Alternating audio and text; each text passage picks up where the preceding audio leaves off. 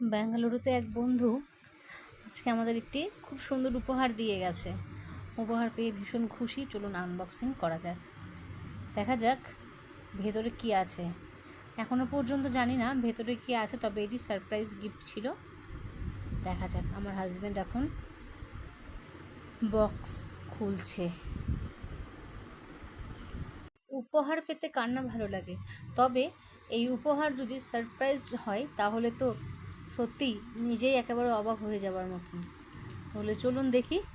এইবার খুলছে, খুলজা সিম সিম কি আছে দেখা যাক। ও বাবা, এখনও কাটা শেষ হয়নি। যাই হোক, কাটাকুটির পালা শেষ।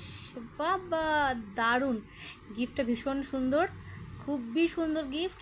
কাজ মানে একটা সত্যি অভূতপূর্বক, মানে একটা খুব সুন্দর একটা উপহার। যাই হোক, যে বন্ধু আমাকে দিয়েছেন তাকে অসংখ্য অসংখ্য ধন্যবাদ। ভালো থাকবেন।